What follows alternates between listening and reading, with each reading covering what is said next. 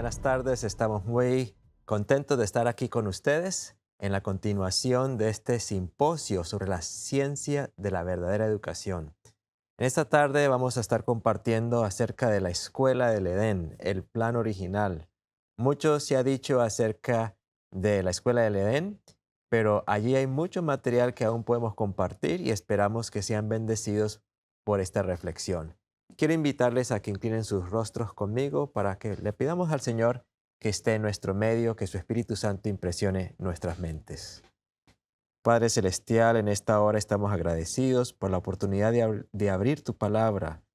Queremos aprender de ti, queremos aprender de tu palabra, queremos descubrir los principios que fueron establecidos en la Escuela del Edén, donde tú eras el maestro directamente, y poder aplicarlos en cada uno de nuestros hogares, escuelas o doquiera tú nos tengas sirviendo.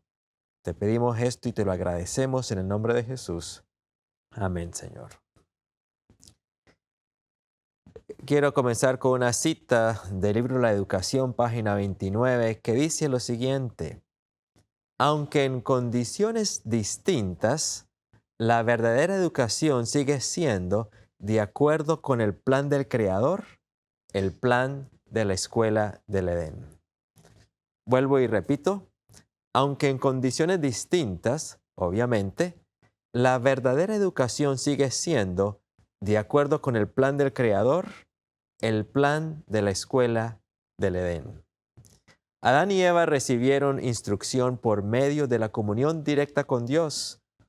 Nosotros contemplamos la iluminación del conocimiento de su gloria en el rostro de Cristo. Por medio de este tema queremos compartir y queremos reflexionar acerca de los elementos que encontramos en la Escritura acerca de ese plan de educación que fue establecido en la Escuela del Edén. Y en mi estudio personal he identificado 7 elementos en particular. Estos 7 elementos son la comunión con Dios, la alimentación ideal, el ambiente ideal, la ley moral, el desarrollo manual y ejercicio físico, el desarrollo mental, cognitivo y la interacción social.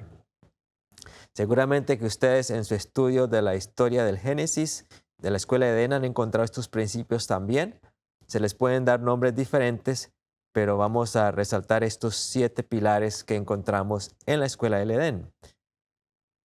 Comenzaremos con el primero, la comunión con Dios. Y para hablar de este punto, quiero relatarles brevemente la historia de Viktor Frankl. Viktor Frankl fue un médico, neurólogo, psiquiatra y filósofo austriaco de origen judío que nació en Viena en 1905.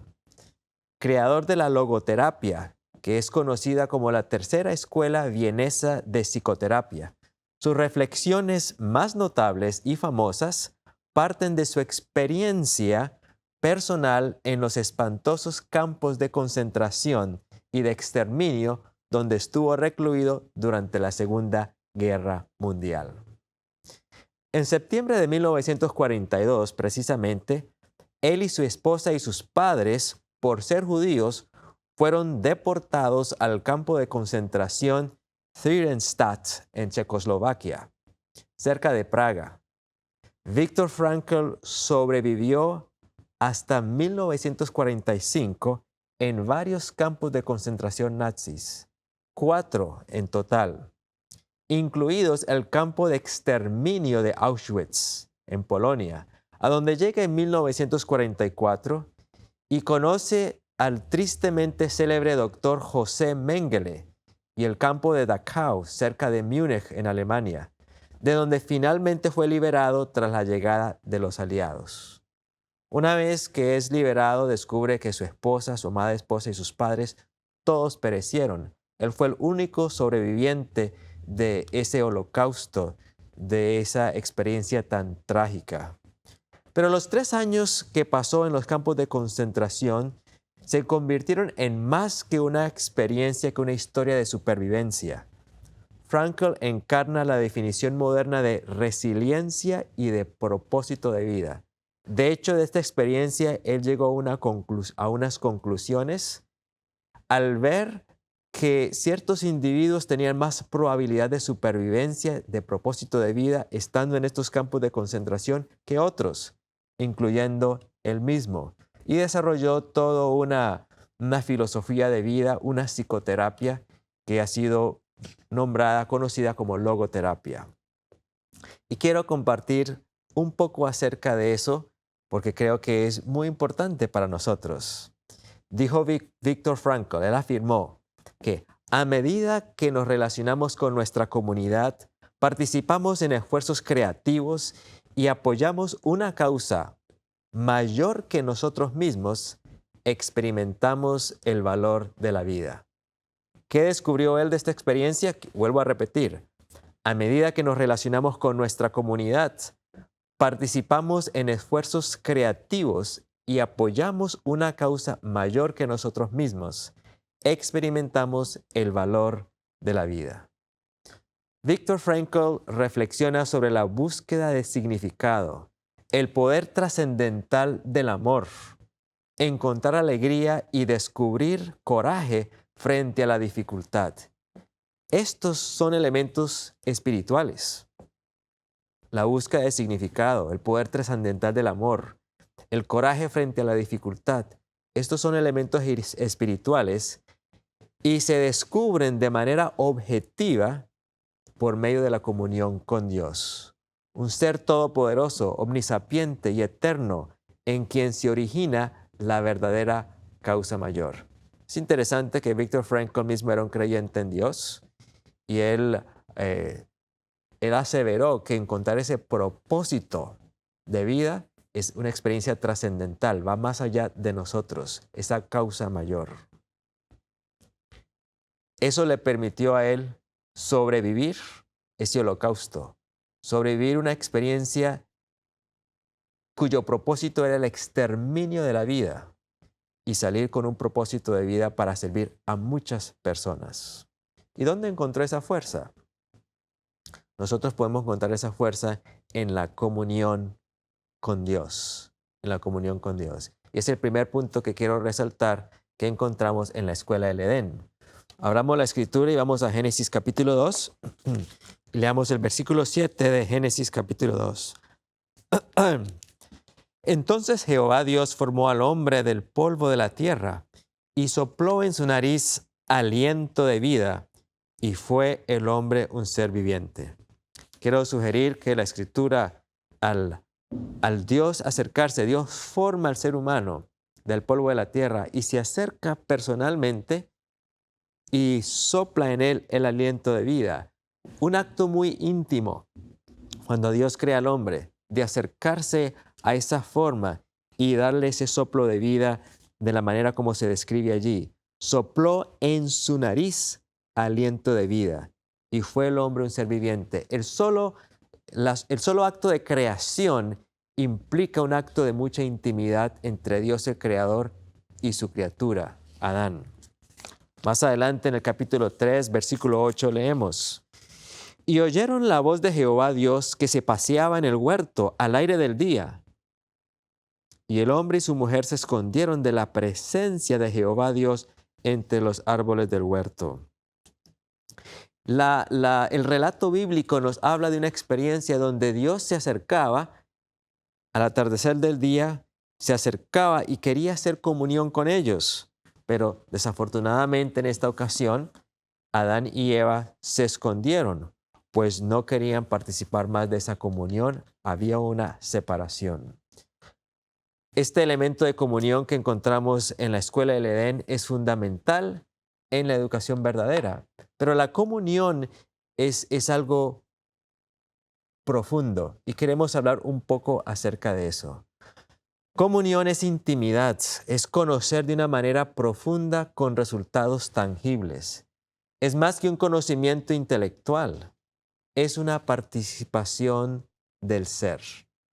Job capítulo 22 y versículo 21 lo describe así: vuelve ahora en amistad con Dios. Vuelve ahora en amistad con Dios. Efesios capítulo 3 versículo 19 dice: y conocer el amor de Dios que sobrepasa todo entendimiento, para que seas llenos de toda la plenitud de Dios. El conocer el amor de Dios, esa comunión, cuando es real, cuando es auténtica, produce un efecto: ser llenos de la plenitud de Dios. Cuando Dios sopló el aliento de vida en la nariz de Adán, ¿qué sucedió? Hubo vida, hubo una realidad. Y cuando nosotros tenemos comunión con nuestro Creador, ese mismo efecto debe ocurrir en nuestras vidas. Dice el capítulo 1 del libro La Educación: todo verdadero conocimiento y desarrollo tienen su origen en el conocimiento de Dios. Cualquier ramo de investigación que emprendamos con el sincero deseo,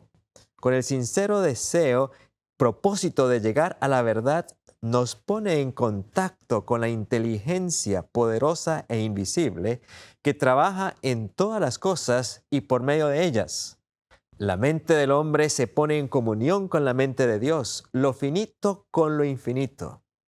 Y noten lo que asevera a continuación: el efecto que tiene esta comunión sobre el cuerpo, la mente y el alma sobrepuja toda estimación.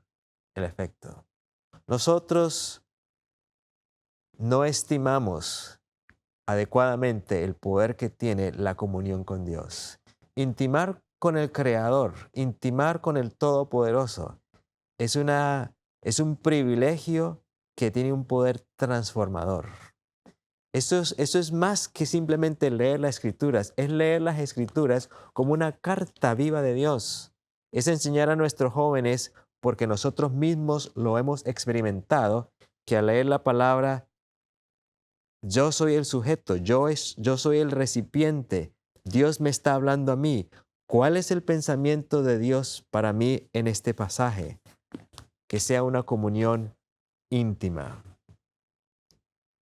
Escribió Cartwright, un investigador, en el 2001, diciendo: cuando los individuos se enfrentan a circunstancias que no son consistentes con su concepción actual del mundo, deben mirar más allá de sus propias construcciones de la realidad para dar sentido a la información disponible. Y permítame explicar un poco lo que esto quiere decir. Parecido a la experiencia de Viktor Frankl, el estar enfrentados por circunstancias muy difíciles que no eran consistentes con su concepto del mundo, para poder sobrevivir, ¿qué fue necesario? Mirar más allá de sus propias construcciones de la realidad para dar sentido a la información disponible. En este mundo de maldad y sabiendo hacia dónde nos dirigimos, necesitamos tener una construcción de la realidad que mire más allá de lo que nosotros podemos percibir. ¿Y quién nos puede dar esa visión? Solo Dios nos puede dar esa visión cósmica de la realidad de la vida, del más allá. Es que la comunión con Dios tiene muchas implicaciones. La última que leímos es darnos esa cosmovisión, que podamos entender que Dios sabe qué es lo mejor para nosotros, a pesar que en el momento no lo entendamos. Y aún más importante que eso, la comunión con Dios como un ser personal e infinito que nos imparte ese poder, nos imparte su vida, nos imparte su carácter, porque nos acercamos a Él a intimar con esa expectativa. Todo aquel que se acerque a Dios porque quiere conocerlo, realmente no saber acerca de Él, sino conocerlo como un ser personal, Dios se le va a manifestar. Y en la escuela del Edén, Dios se manifestaba de esa manera a Adán y a Eva. Y solo fue después del pecado que ellos rehuyeron de ese tipo de presencia, de ese tipo de comunión. ¿Qué principio fundamental que extraemos de la escuela del Edén? Número 1, comunión con el ser creador, comunión personal, intimar con Dios. Y el resultado de esa intimidad con Dios va a producir un efecto en nuestras vidas muy tangible. Seremos transformados a su imagen y semejanza. Prosigamos ahora con el segundo punto, alimentación ideal. Vamos a Génesis capítulo 1 y versículo 29. En Génesis 1:29 leemos: Y dijo Dios, he aquí que os he dado toda planta que da semilla, que está sobre toda la tierra, y todo árbol en que hay fruto que da semilla, os serán para comer. En el plan original, en la escuela del Edén, hubo una dieta que Dios designó como ideal para sus hijos. En esa dieta ideal no estaba presente el consumo de alimentos de animales, de carnes. Toda la nutrición podrían encontrarla en los frutos, como está indicado aquí en Génesis 1:29. Una parte fundamental de la educación es cuidar de este templo físico que Dios nos ha dado. Es consumir los alimentos que promueven la salud y la vida. Ejemplos bíblicos como el caso de Daniel y sus 3 amigos en la corte de Nabucodonosor, perdón. Cuando ellos estaban en la corte babilónica y escogieron no contaminarse con la bebida y el alimento del rey, sino pedir una dieta sencilla, una dieta saludable, una dieta nutritiva. Vemos que al poco tiempo, cuando hicieron la prueba, los encontraron 10 veces más sabios, 10 veces más sanos, con su rostro lozano, y Dios quiere que nosotros tengamos esa experiencia. Así que muy importante en la parte educativa es que haya una dieta saludable. No solamente saludable, sino que también sea agradable, porque la experiencia de la alimentación Dios la estableció para que fuera algo agradable. ¿Cómo aprender, cómo enseñar a cocinar saludable y delicioso? Agradable a la vista, agradable al gusto, pero con nutrición y salud. Dice Eclesiastés capítulo 2, 10 y versículo 17, Eclesiastés 10, 17. Bienaventurada tu tierra cuando tus príncipes comen a su hora, para reponer sus fuerzas y no para beber. Esa expresión es muy significativa. Y en el libro de la Educación, página 185, encontramos la siguiente cita. La relación del régimen alimentario con el desarrollo intelectual debe recibir más atención de la que ha recibido hasta ahora. A menudo la confusión prevalece. ¿Y por qué prevalece esta confusión y el embotamiento mental? Por errores en el régimen alimentario. Que hay una conexión muy cercana entre la confusión y el embotamiento mental y errores en el régimen alimentario. En la página 186 nos sigue diciendo, la observancia de la temperancia y la regularidad en todo tiene un poder maravilloso para producir la dulzura y la serenidad de carácter que tanto contribuyen a suavizar el camino de la vida. Será de más valor que las circunstancias o las dotes naturales.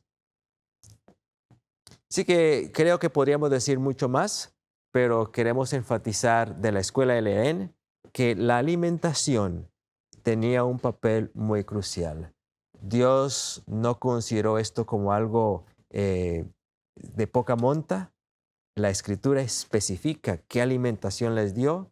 Génesis 1:29 prescribe los alimentos ideales y en lo que más podamos nosotros acercarnos a ese plan original, mucho mejor. Ahora quiero hacer una aclaración. Algunas personas cuando leen este pasaje, entonces llegan a la conclusión de que no se deben consumir alimentos cocidos, que no se deben consumir, que solamente se deben consumir las frutas y las verduras en su estado natural, sin cocción. Estas son conclusiones que se llegan creyendo que estamos llegando al plan original, pero tienen que tener en cuenta que después del pecado hubo cambios en el organismo humano, hubo cambios en los alimentos en sí, y hay alimentos que requieren cocción. Le damos gracias a Dios que nos ha dado el espíritu de profecía, nos ha dado el resto de las escrituras para que podamos tener un punto de vista equilibrado en cuanto a la salud y la alimentación. Estos principios nos han sido dados para nuestro beneficio, no para que sean una carga, no para que condenemos a otros, sino para que podamos disfrutar de un régimen saludable y delicioso. Tercer punto que quiero resaltar de la escuela del Edén, el ambiente. Génesis capítulo 2, versículos 8 y 9. Y leemos aquí. Y Jehová Dios plantó un huerto en el Edén, al oriente, y puso allí el hombre que había formado. Y Jehová Dios hizo nacer de la tierra todo árbol delicioso a la vista y bueno para comer, y también el árbol de la vida en medio del huerto y el árbol de la ciencia del bien y del mal. Y salía del Edén un río para regar el huerto, y de allí se repartían en 4 brazos. Podemos seguir leyendo más, pero lo que quiero resaltar aquí es que Dios creó un ambiente de orden, de hermosura, de naturaleza, con las condiciones ideales para el hombre. Dios, y no solo eso, además de que la tierra estaba creada en su hermosura, en su perfección, Dios dispuso un huerto especial y allí colocó a Adán y Eva. ¿Qué nos dice esto del plan de Dios? Que Dios tiene un ambiente ideal para donde nosotros debemos desarrollarnos. Es un ambiente ideal. Rodeado de la creación de Dios, en medio de la naturaleza, donde cada cosa que ellos veían elevaba sus pensamientos hacia Dios. Esto nos hace pensar en el Salmo 19, versículo 1. Salmo 19, 1 dice: Los cielos cuentan la gloria de Dios, y el firmamento anuncia la obra de sus manos. Aún después del Edén, vemos que los hombres que se aferraban a los principios de vida establecidos por Dios moraban en los campos y en las colinas. Y leo aquí del libro La Educación, página 33. Dice que cultivaban la tierra, cuidaban rebaños y en su vida libre e independiente, llena de oportunidades para trabajar, estudiar y meditar, aprendían de Dios y enseñaban a sus hijos sus obras y caminos. Hay mucha instrucción que encontramos en el espíritu de profecía, los escritos de la mensajera del Señor para la iglesia adventista, y son consejos que son útiles para todas las personas, que una vida del campo es una vida ideal. Y cuando hablamos de vida del campo, no estamos hablando de, como otros oradores han compartido en este simposio, como el hermano Isaías, de manera particular recuerdo que él mencionó, no es asunto de irse como un ermitaño a un lugar lejano. El consejo nos ha sido dado a estar en el campo, pero a una distancia prudente de la ciudad para que podamos interactuar y servir a la comunidad, podamos servir a la gente de la ciudad. Enoc, por cierto, practicó esto. Él iba a la ciudad, iba a donde estaban las poblaciones densas y luego traía personas a su hogar. Este es el ideal de Dios para nosotros, es el ideal especialmente para las familias que tienen niños. Es el ideal de Dios para nuestras casas publicadoras, nuestras escuelas.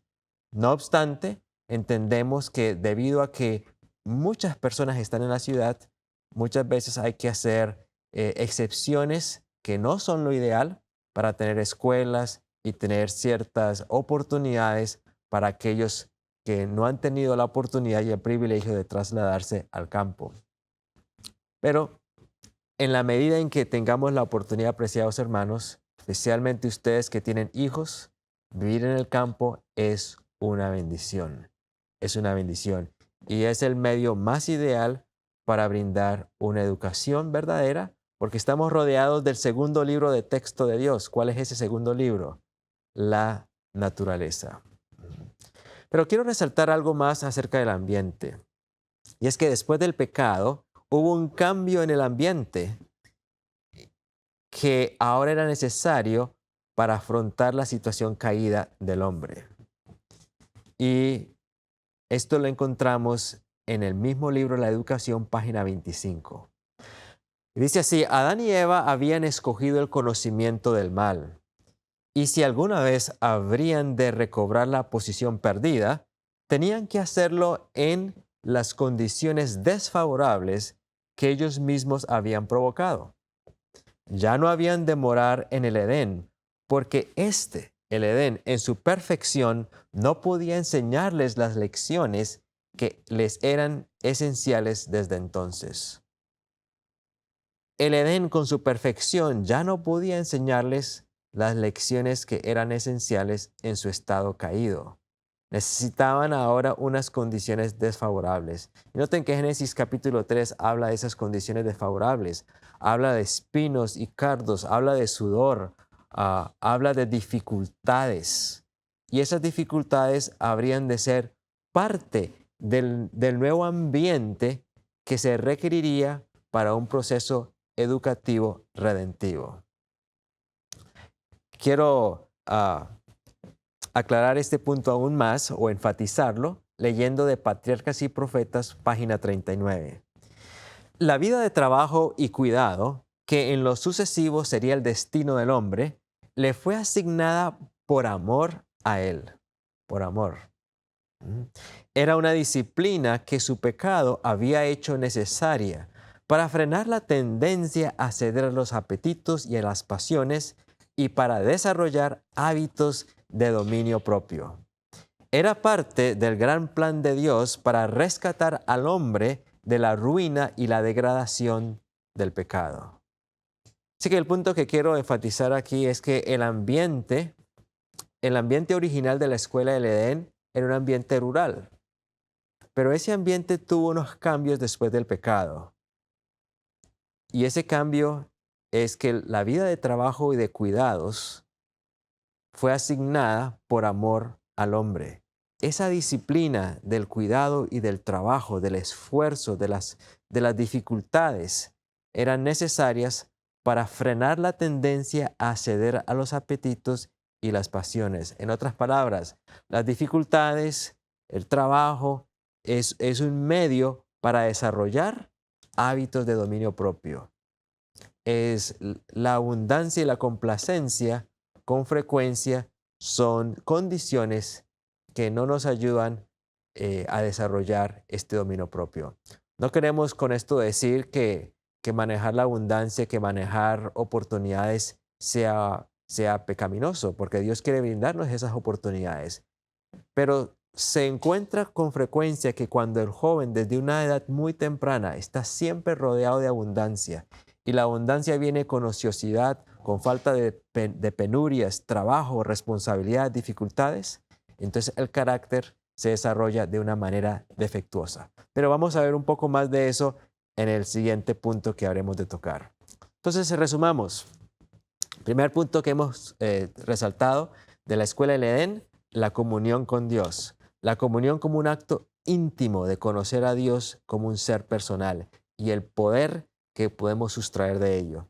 Segundo punto que enfatizamos, la alimentación ideal. Y el tercer punto que acabamos de mencionar, el ambiente. Y hablando del ambiente, tocamos de dos puntos. El ambiente ideal, el ambiente rodeado de la naturaleza, no en las ciudades congestionadas, de manera especial para los hogares con niños. Y el segundo aspecto del ambiente es que después del pecado, las condiciones cambiaron y el trabajo y las penurias vinieron a ser parte de ese plan de Dios para desarrollar ciertos hábitos de carácter como el dominio propio.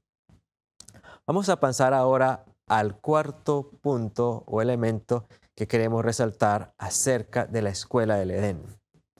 Y este lo encontramos en Génesis capítulo 2, versículo 17. Génesis 2, 17. Recuerden que son 7 elementos que queremos resaltar de la escuela del Edén. 7 principios, 7 factores, 7 circunstancias que podemos aplicar en la educación verdadera. Muy bien, Génesis 2, versículo 17. Leemos. Mas del árbol de la ciencia del bien y del mal no comerás, porque el día que de él comieres, ciertamente morirás. ¿Qué encontramos en el huerto del Edén? Había una prohibición, había un mandato de que del árbol de la ciencia del bien y del mal no deberían de comer. En esta declaración, en este mandato, encontramos que Dios está claramente indicando un no, un no. Está indicando el bien y el mal. Consumir de ese árbol no lo deben hacer. Y esto es una referencia a la ley moral de Dios. La moralidad establece qué es lo bueno y qué es lo malo. Es indispensable en la formación, en la educación, que hayan principios morales claramente establecidos, basados en la ley de Dios. Bueno, esto puede parecer como algo muy sencillo, pero estamos viviendo en un mundo donde los principios morales se han disipado, se han diluido de una manera tan aterradora. Y uno de los peligros de enviar a los niños pequeños a las escuelas públicas es que allí de una manera sistemática se está erosionando los principios morales que encontramos en la palabra de Dios.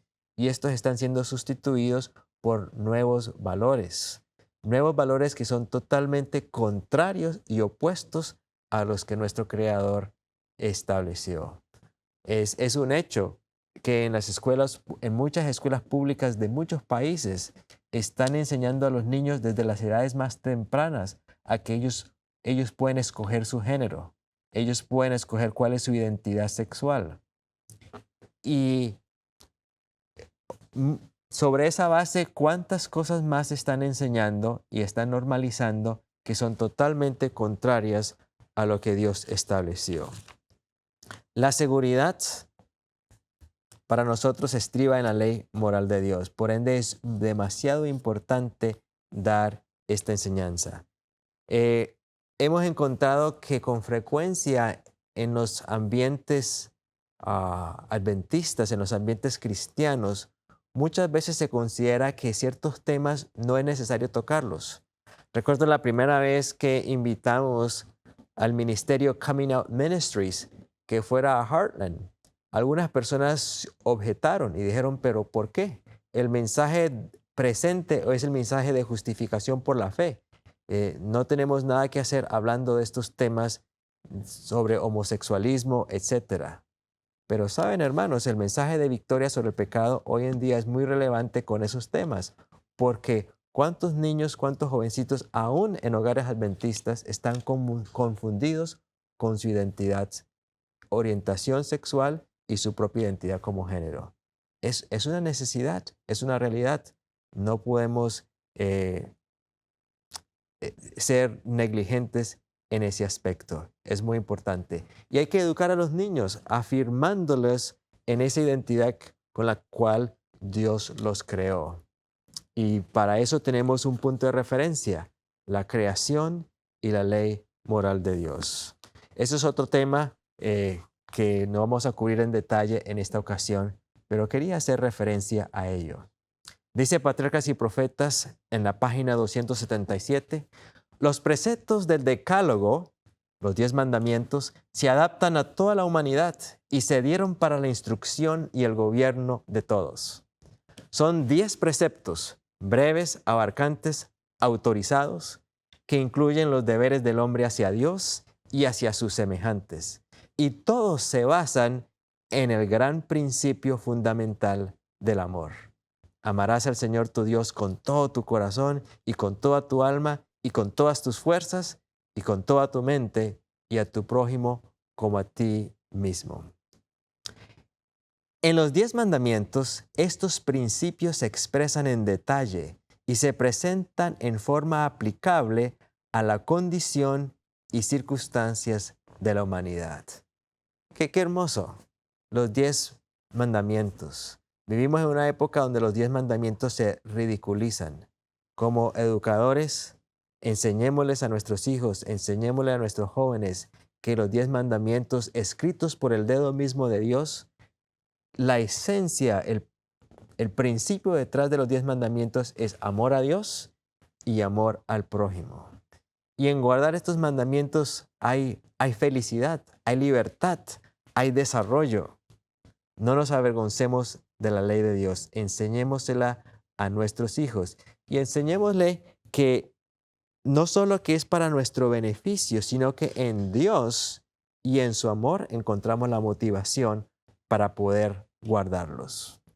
Es interesante que la educación secular reconoce la necesidad de principios morales para la convivencia de una sociedad.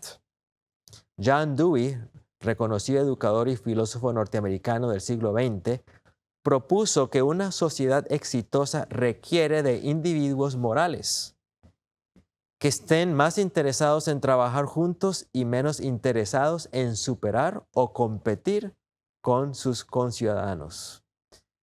Vestido en un lenguaje humanista, pero vemos que son principios que ¿dónde los encontramos? En la palabra de Dios. En la palabra de Dios. La educación secular, por ende, reconoce la necesidad de tener principios morales. El problema es que no tienen una guía, no tienen parámetros claros para establecer estas reglas morales. Más bien consideran que la moral es algo subjetivo, relativo, que se ajusta al contexto, a la sociedad, a los tiempos y al mutuo consentimiento de los individuos basados en sus preferencias. Y este es un error. La palabra de Dios, un escrito está, eso es lo que debe de determinar qué es lo bueno o qué es lo malo. Es asombroso y quiero darles un ejemplo. Veamos el sábado, que va a ser la prueba final en el conflicto. ¿Con cuánta frecuencia nosotros interpretamos el sábado y la observancia del sábado de una manera tan subjetiva, basada en mis preferencias? Y si bien el sábado debe ser un día de deleite, es un deleite enmarcado dentro de la comunión con Dios, dentro de ciertas actividades que no son el cotidiano de la semana, el comprar y vender de la semana. Y si en esas áreas nosotros no hacemos una distinción clara y no damos el ejemplo correcto a nuestros hijos, estamos creando un precedente donde va a ser más fácil para ellos después hacer una aplicación muy subjetiva de lo que son los principios inmutables de Dios. Si hoy en día ellos ven que nosotros tomamos esto de una manera tan liviana, el día de mañana, ¿qué sentido tendrá arriesgar la vida, perder los alimentos bajo la presión del sábado y el domingo? Si hoy en día que no tenemos persecución somos tan descuidados con la obediencia a los mandamientos de Dios como el sábado, ¿cómo será cuando venga la persecución? No perdamos eso de vista, apreciados hermanos. Los mandamientos dicen, no mentirás. ¿Con cuánta frecuencia los padres mienten? Es algo cultural, hasta para ocultar una pena, una vergüenza, una mentirita blanca. En esas cosas pequeñas que estamos revelando, si realmente creemos en los 10 mandamientos de Dios. Los hijos perciben eso. ¿Cuántas veces aún en hogares cristianos la madre o el padre le dice al niño, no, diga por teléfono que yo no estoy en la casa? Cosas que parecen tan sencillas, pero que estamos reflejando, que no valoramos la ley moral de Dios. La ley moral de Dios es una protección. El Salmo 119, versículos 1 al 3, dicen así de la ley moral de Dios. Y voy a leer ese pasaje y los invito a leerlo. Todo el Salmo 119 es una alabanza a las excelencias de la ley de Dios. Una traducción aceptable para bienaventurados es felices, plenamente felices. Bienaventurados los perfectos de camino, los que andan en la ley de Jehová. Leamos el versículo 2 y 3 también. Bienaventurados los que guardan sus testimonios y con todo el corazón le buscan, pues no hacen iniquidad los que andan en sus caminos. Realmente la ley de Dios es una bendición y debemos darle a nuestros hijos ese gusto y nosotros mismos experimentar la bendición de la libertad de la ley de Dios. La ley moral de Dios, como dijimos, es una protección. En Génesis capítulo 1 encontramos la prohibición, no consumirás del árbol de la ciencia del bien y del mal. Y en el solo ejercicio de decir no y ejercer esa obediencia, estaba implícito el desarrollo de una facultad muy importante en la educación. ¿Y cuál es ese? El dominio propio. El NIH, los Institutos Nacionales de Salud, que es una rama del Departamento de Salud y de Servicios Humanos del Gobierno de Estados Unidos, el NIH ha publicado varios artículos en su Biblioteca Nacional de Medicina acerca del dominio propio, y quiero compartir solo uno de ellos, publicado en el 2014, que asevera que además del talento y la oportunidad, ¿qué hace que algunas personas sean más exitosas que otras? Y responde, un determinante importante del éxito es el dominio propio. La capacidad de regular la atención, la emoción y el comportamiento en presencia de la tentación. De manera que la ley de Dios también es una oportunidad para ejercer el dominio propio. Y el desarrollo del dominio propio es una de las claves para el éxito. Ahora pasemos a otro punto que queremos resaltar de principios que podemos encontrar, principios educativos de la escuela del Edén, el plan original. Desarrollo manual y físico. En Génesis capítulo 2 y versículo 15 leemos, Dios le dio al hombre una ocupación. Dice el versículo 15, tomó pues Jehová Dios al hombre y lo puso en el huerto de Edén, para que lo labrara y lo guardase.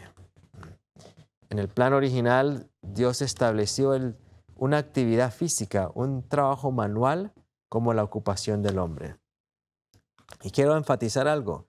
Esta no fue la única ocupación que Dios le dio al hombre. Vamos a encontrar en el mismo capítulo 2 que el Señor le da otras responsabilidades y funciones. Algunas personas llegan a la conclusión desequilibrada que como la agricultura es el ABC de la educación, la agricultura es lo que todos deben de practicar.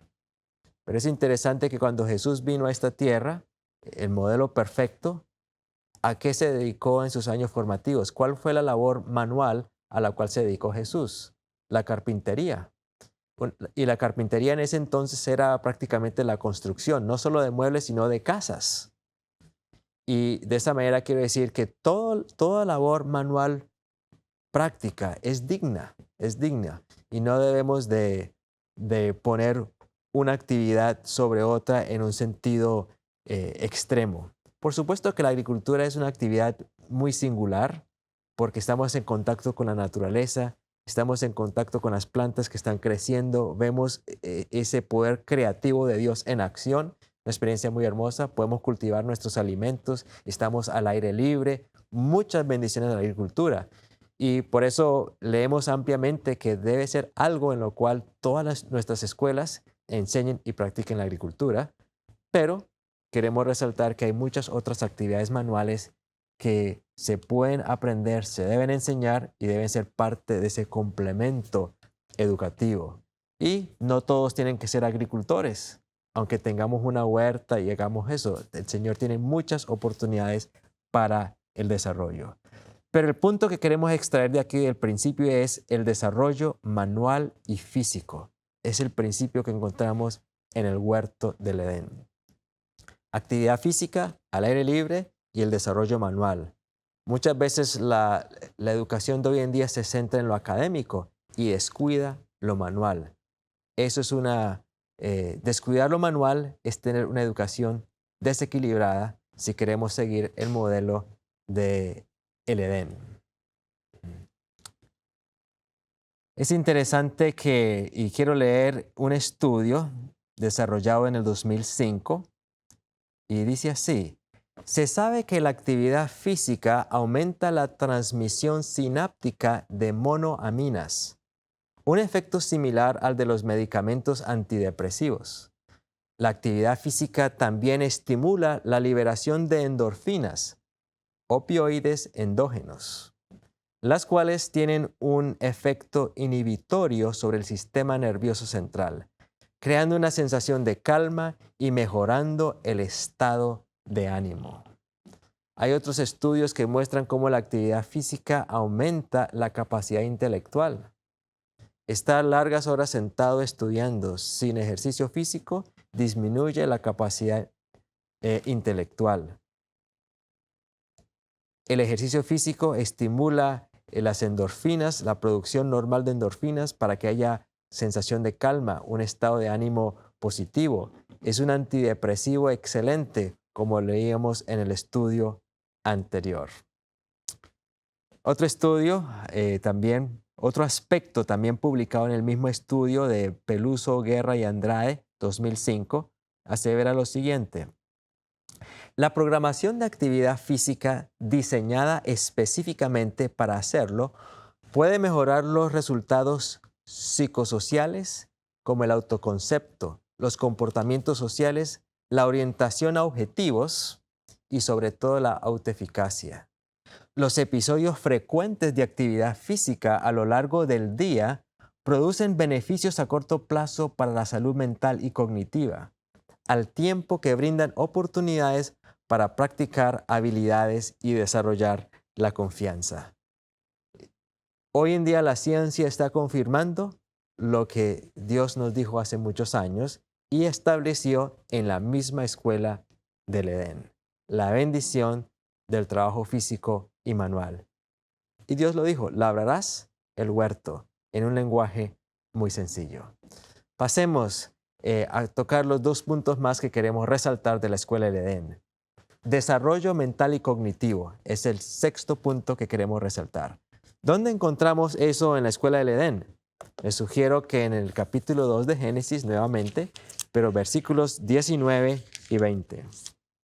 Y Jehová Dios formó pues de la tierra toda bestia del campo y toda ave de los cielos, y las trajo a Adán para que viese cómo las había de llamar. Y todo lo que Adán llamó a los animales vivientes, ese es su nombre. Y puso Adán nombre a toda bestia y ave de los cielos y a todo ganado del campo. Y luego añade, mas para Adán no se halló ayuda idónea para él. Dios, ¿no creen ustedes que Dios podría haber hecho un trabajo excelente dándole los nombres a los animales él mismo? ¿Por qué creen ustedes que Dios le dio a Adán la tarea de darle nombres a los animales? Bueno, hay una conclusión también en este proceso donde Adán identifica que no hay ayuda idónea para él, que es otra lección muy hermosa. Pero fíjense que Dios le da esta tarea a Adán. En el Antiguo Testamento, en la Escritura, el nombre significa el carácter. Darle nombre a los animales implicaba que Adán tenía que analizar el carácter, las características de ese animal para darle un nombre que representara esas características. Observar la naturaleza, agruparla en especies, en familias, y luego darle nombre a cada uno de esos millares de animales que Dios creó, insectos y aves. ¡Qué tremendo trabajo intelectual, de botánica, de taxonomía, de darle nombres a todos estos animales, viendo el orden que Dios había puesto implícito en estos seres! Una tremenda actividad intelectual. Lo que nos indica que en el Edén, Dios le dio al hombre la función, la responsabilidad de ejercer sus facultades cognitivas, de análisis y de ponerlas en práctica. Algunos consideran, no ven esta función en Génesis, y algunas personas llegan a la conclusión que lo único importante de la educación es la comunión y la agricultura, y desconocen que el desarrollo intelectual también está aquí en la escuela del Edén. Pasemos ahora al último. Bueno, antes de pasar al último punto, quiero leer una cita que es muy significativa.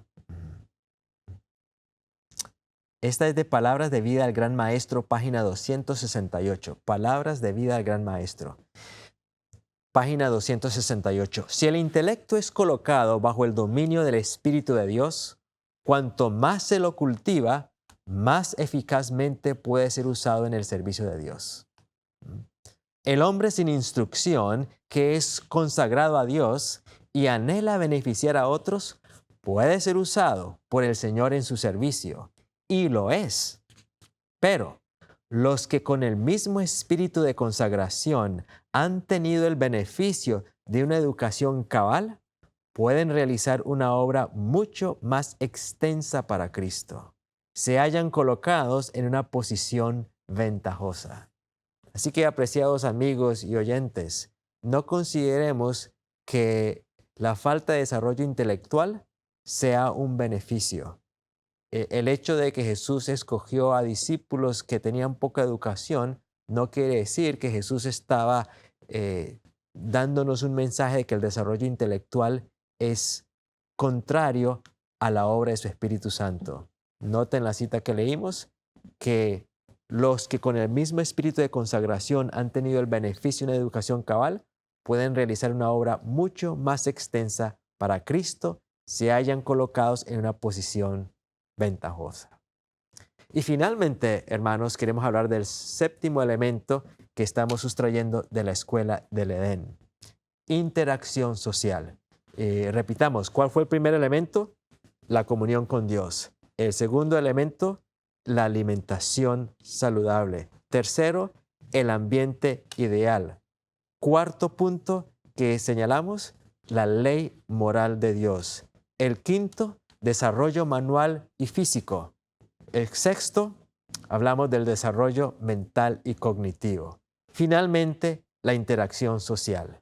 La encontramos en Génesis 2:18. ¿Y qué dijo el Señor? No es bueno que el hombre esté solo. Esta declaración no solo se refiere al vínculo del matrimonio. Esta declaración se refiere a que el ser humano no fue creado para vivir aislado. Fuimos creados para ser interdependientes con Dios y con nuestro prójimo. ¿Por qué tenemos necesidades sociales? ¿Por qué no es bueno que el hombre esté solo? Está basado en la imagen de Dios. Dios es amor. Y el amor solo puede existir en una relación. Tiene que haber un tú y un yo. Tiene que haber un sujeto y un objeto. Para poder ofrendar ese amor. El amor solo existe en una relación. ¿Qué nos impulsa a asociarnos con otros? Muchas veces es la soledad, el deseo de recibir algo de los demás, buscar aprobación, buscar amor, buscar atención, querer ser el centro. Estas son necesidades sociales, pero en Dios las necesidades sociales deben tener un interés más alterocéntrico, no egocéntrico. Pero, de hecho, quiero aclarar que la soledad, que el deseo de ser afirmado, el deseo de ser aceptado, son cosas bonitas que Dios puede suplir de una manera indicada, correcta. Porque Dios mismo dijo, no es bueno que el hombre esté solo. Fue Él mismo el que dijo esto. Y permítame resaltar en este tiempo que nos queda algunas de las cosas que las interacciones sociales nos proveen, que son fundamentales. La interacción social nos provee de aceptación, inclusión, sentido de pertenencia, seguridad, afirmación, afecto, apoyo, ánimo, feedback y consejo. Leemos en la Escritura que cuán hermoso es que los hermanos habiten juntos en armonía. Dios es muy importante para el desarrollo nuestro, la interacción social. Es muy importante porque la esencia de Dios, su carácter es amor. Y el amor implica una relación entre personas. Una interacción social no basada en el egoísmo, sino basada en el amor abnegado de Dios, es el punto séptimo de la escuela del Edén. El Señor nos bendiga y que podamos aplicar estos principios en nuestros hogares y en nuestras vidas.